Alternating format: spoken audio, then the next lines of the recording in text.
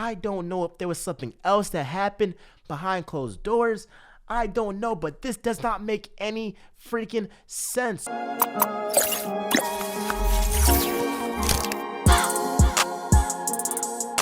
We all know that one person that thinks they're all that and a bag of chips. Well, guess what? That is the Miami Dolphins. I mean, what is this organization thinking? Do they think that they're Super Bowl contenders? Do they think that Tua Tagovailoa is the second coming of Dan Marino? I mean, what are they thinking to get rid of one of the promising coaches, one of the best young coaches in this league, in Brian Flores? I simply do not get it. There are teams that are thinking to themselves, man, if we get a guy like Brian Flores as our coach, he can put us over the top or at least have us in the right direction moving forward. That's what multiple NFL teams that are missing the head coach, which is one of the most, if not the most valuable part, probably aside from the quarterback position in the NFL.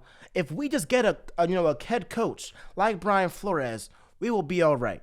This man has had back-to-back winning seasons. Last year he was 10-6. This year he was 9-8. It was looking like it was going to be a washed-up season after they lost 7 straight games. And guess what? They were the first NFL team in history to win 7 straight games after losing 7 straight games previously. I mean, that is unheard of.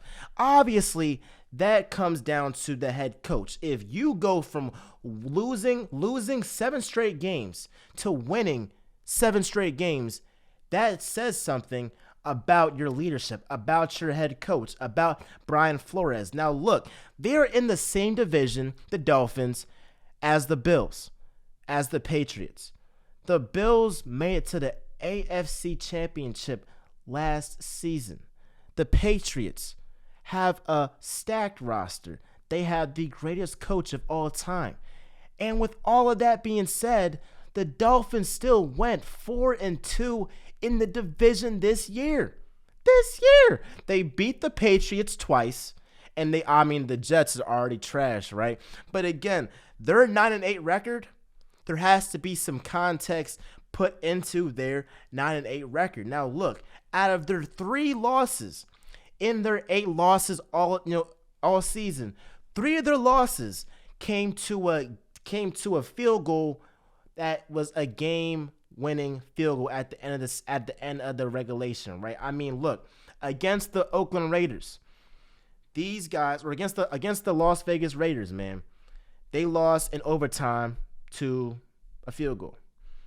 To the Jaguars, they lost to a field goal with no time left, in regulation. Against the Falcons, they lost to a field goal at the dying seconds, right? So that's 3 games that could have went either way. Now in football, in the NFL, a lot of it, a little percentage of it comes down to luck. You got to be lucky at some certain point. I mean, look, if you get the toss right with in overtime and you end up getting the ball first, that's luck, right? That is luck, right? At the end of the day, yes, they're 9-8, but they could have easily been 12-5. Could have easily been 11-6. Could have easily been 10-7, right? And unless they think Tua Tagovailoa is the second coming of Dan Marino, I don't get what they really could have expected out of this Dolphins team. Like, yes, they have 1 Pro Bowler with Xavier Howard out of the entire team. The Bills, they have 2. The Patriots, they have 3, right? So it's not like they have a roster that is just extremely talented and they underachieved this season. They were still above 500, and we have people talking about Tua like he's not that guy. Like, he's just not that guy. He's not a franchise quarterback. So most people don't think, most people think that Tua isn't a franchise quarterback, right?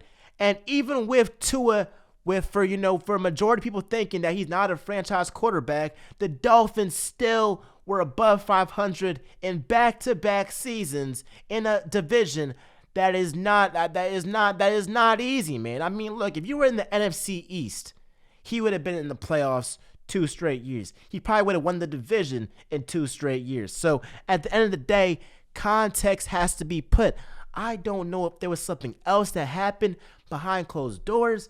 I don't know, but this does not make any freaking sense. So if I'm the Bears, I'm not a Bears fan, but if I'm the Bears, I am blowing up this guy's phone, man. I am blowing it up. At least 20 calls. I'm going to have to blow the John up until it explodes because this guy would be a perfect coach to pair up with Justin Fields. So again, I don't get it. I was shocked. I woke up to this news. I'm like, what the heck?